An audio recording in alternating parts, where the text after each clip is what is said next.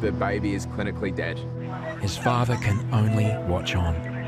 The father was literally on top of me, and to be a father and look up at him and to see water coming out of his eyes. 1 p.m. and Harries paddles out to Ben Buckler to catch some waves during his lunch break. I look across at the rock shelf and I notice 2 scuba divers. Conditions are deadly enough for swimmers, but divers, strapped with tanks and equipment, are destined for disaster. I couldn't believe what I was seeing. I knew I had to do something. I was screaming at it. Get off, climb up the rock. Quick, quick, quick, quick. Go, go, go, go, go. In front of Harries, the 2 divers are hit by a giant wave. And threw them so hard into the back of the rock face that I heard the scuba diving tanks go ping. Harries can't see the divers who have disappeared in the whitewater. Without a radio, he is unable to communicate the emergency back to the tower. I was screaming up at the rocky shelf above, call the lifeguards, call the police. I knew if we got a 000 call, that it'd get back to the lifeguards too. Hello? Something's happened on the rocks. Harries has called someone to get the lifeguards down there. Not Bondi? Yeah, not Bondi on the rocks. Harries just phoned us someone on the rocks. We had no idea what was going on. We didn't know if it was in the water, if it was on the land, if it was a resus, if someone had been rescued. We just had no idea what was going on. For Harries now, I can't see anything. Okay, was he hurt or was it sort of someone else, do you think? Hang on. There were just phones ringing everywhere. The police, ambos, Surfcom, everything's going on. Okay, just stay on the phone for me if that's all right. For all this to be happening, this has got to be proper. Harries spots the divers being washed over rocks. Go, go, go, go, go, go, go. Come down, give them a hand. The ocean owned them. There's nothing they could do. As the massive wave recedes, there's no sign of the 2 scuba divers.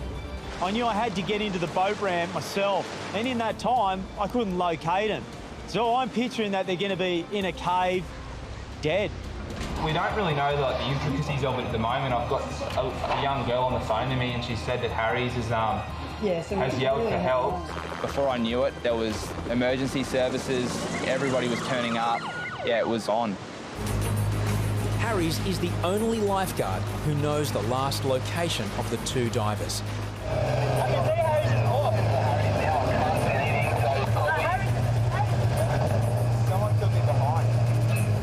We could see a rescue board tucked up against the boat ramp. That's when I got in the buggy, got the defib in there, and I drove along the road and around the houses. Harrison heads to another access point. I saw 2 guys sitting there in wetsuits and dive tanks and 2 cops just interviewing them. After trying their luck entering the surf on one of the biggest days of the season, the 2 divers are lucky to be alive. What are you doing scuba diving today? Just checking it out, man. My eyes were just going from them to the 10-foot surf and rocks, back to them, then back to the 10-foot surf and rocks, and my brain just couldn't piece it together what I was actually seeing. A big set comes in, knocks Colin over, and the lifeguard is like, get out, get out, get out. And then we start turning around, another wave comes, knocks me over, and then by then we're pretty much just like face planting against the rock. It was a really steamy hot day. You just know, hot day, something's going to happen. So I headed down to the northern end of the beach, and out of the corner of my eye, I see a guy fitting, and he's literally, I seen him falling. Yeah, guys, come down north. I've got the homeless bloke. He's having a fit down here. Ready to go? Yeah. I knew it was going to be really difficult. I had to get back up. Just remember that thought of, oh, no. Mick, the jogger notorious for his white Speedos, is having a seizure at the north end. He's still breathing, but he's unconscious. Yeah, copy, mate. So I'm getting an ammo. Harries is already there. Luke's gone down as well, and Jesse's there. We're lucky. We've got an ambulance parked across the road. out the front of Bondi Surf Club. So we're going to try and see if we can get those guys to attend. I saw them there earlier having a coffee, and then, yeah, we're really lucky because they're attending. They're right here. Hey, guys. Hello, buddy. How are you feeling? It's the ambulance. We got the paramedics down, and then it just pretty much snowballed from there. So next we're going to get the spine board in behind him. Yeah, see how we go. Mick, well known for avoiding human contact, is about to find himself surrounded by half a dozen people as soon as he regains consciousness. We're just going to lift you up. Count of 3. I knew he was going to be hypoxic when he woke up. It's lack of oxygen to the brain. And I knew all hell was going to break loose, and it did. Mick is disoriented from hypoxia, a lack of oxygen to the brain. I told you to stop it! He needs to be examined by doctors. Lifeguards restrain Mick, while paramedics administer a sedative. It must have been pretty hard for Mick because we had him strapped to the spinal board. Even with 5 lifeguards and 2 ambo officers, we were struggling to keep him down. We're trying to help you. Help, please! Promise we're trying to help you, mate. Please. It's extremely upsetting to see someone like Mick in pain, and I felt like we were inflicting the pain to a degree. Eventually, Mick is sedated and can be transported to the ambulance for further medical care. Count of 3. 1, 2, 3, let's go. No, we do a lot of rescues with people you don't know, and, you know, Mick's a character that we see every day. Lifeguarding is emotionally taxing. Even more so when the lifeguards are dealing with someone they know. I need to sit down. Need to get me breath back. It's very physical, and it's emotional too. You know, so I'm a wreck. Like, and you don't get it out of me much, but that was full on. All out the back. We've got all the dangerous current signage the whole way along the beach, and then this guy goes in right in front of the signs. He's battling, mate. He's just... Oh, hands up, he's waving furiously. Yeah, Harries knows that this guy's in a lot of danger. He's flirting with death. You know, by this stage, we've done 50 PA announcements to warn people, yeah, tempers are flaring. When you have a guy like this that's just gone out past the signs, hasn't even stopped, and just gone in and got himself in a situation, you're going to get upset. You're definitely going to get emotional. Let me do it. Okay, stay there. Keep your hands down on the board. Put your chest down. When people go into the water, it's putting other people's life in danger. You're doing your absolute best. You ain't got a cape and you're trying to save someone. If you look at the drowning stats, a lot of it is in this kind of conditions. Overcast, onshore winds, and very few people around. See the sign, look at me. See the sign. Look. Have a look, your mate nearly drowned. Okay. Have a look at the signs. Yes. You educated? You can read those signs? You nearly drowned, mate. How much is your life worth? How much? I completely understand how Harries feels. If Harries wasn't there, certain death. Oh, well, you've got to take some responsibility. Have a look at the sign. Thank you. Okay, thank you so much. Across the railing, a guy screams out. He says, Harries, there's a baby dead up on the road. Hey, boys, can someone back me up? There's a baby currently not breathing over here in the car park. Where? Harries has grabbed a defibrillator and oxygen kit. When I'm running up, the guy says the baby's just been laying there for a fair while. So, you know, I'm just trying to stay calm at this stage.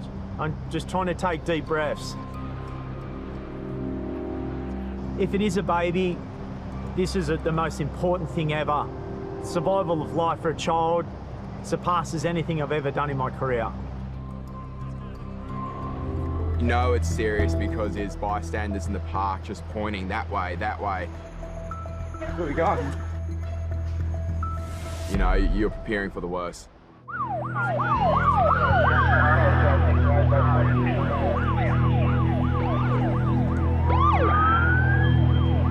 And all of a sudden, I see this baby just on the road.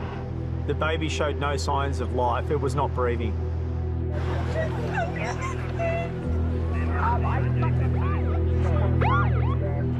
The baby has reportedly fallen on its head from a height but it's unclear how. The patient is an 8-week-old boy. At this stage, the baby is clinically dead. His father can only watch on. The father was literally on top of me, and to be a father and look up at him and to see water coming out of his eyes. You know, a dad to a dad, you just want to give it your all. The baby's mother is unable to watch. Resuscitating a tiny baby presents major challenges. We go to pull the defib out and I see a baby that is so small that it stops me instantly. Lifeguards must urgently administer manual CPR. I did have an obstacle that there was a head trauma and a hip trauma that I just had to get breaths into that baby. Generally, I would have picked the baby up and gone for it. Lifeguards decide to ventilate the baby with a bag mask and oxygen. Harries was in there to quickly adapt our oxy kit down to an infant size. We've only ever done that in training. There's no time to think, it's just do. I knew that I had to get breaths back into that baby. All those rescues that I've done, nearly 6,000 rescues, over 70 resuscitations on these beaches of people that have been clinically dead. It comes down to this one moment.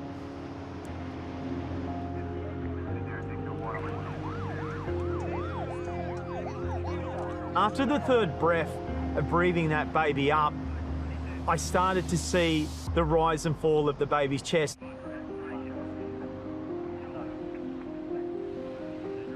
Oh my God, this is working, this is effective what I'm doing. Giving these rescue breaths to the baby, but it's not out of the woods, it still had a massive trauma. 2 critical minutes of care has brought the baby back to life when the paramedics arrive. The baby still needs assistance to breathe. The worst thing about with a baby is you want to hear them cry. You know, it's actually concerning when there's no noise. We still didn't have that baby responding at that stage. After around the 8th, 9th breath,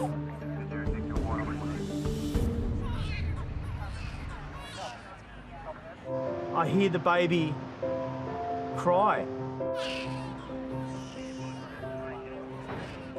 To hear this baby scream was just the greatest moment ever.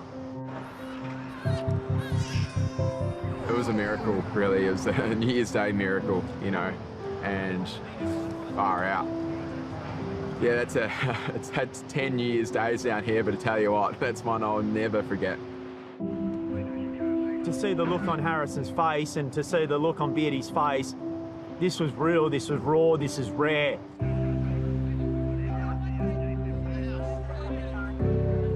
It doesn't matter if you're a battle-hardened soldier.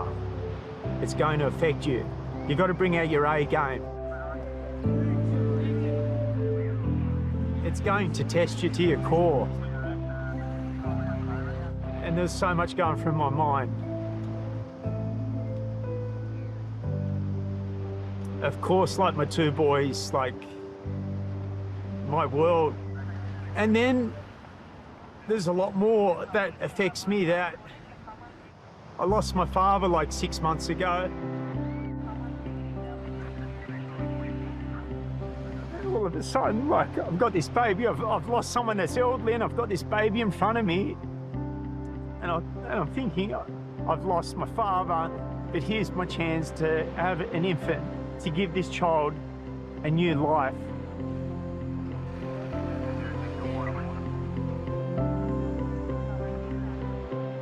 Everything was that moment. But the baby may not be out of danger yet.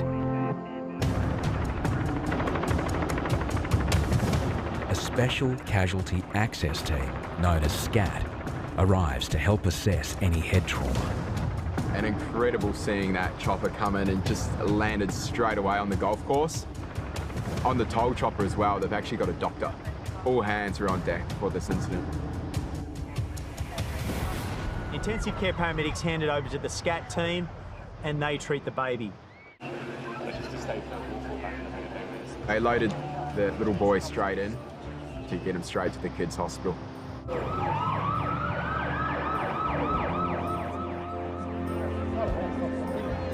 Not long after, lifeguards get news the baby is likely to pull through without major complications. So.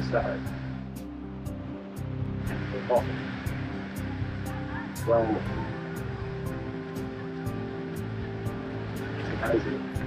that was, for me, the greatest moment in my career.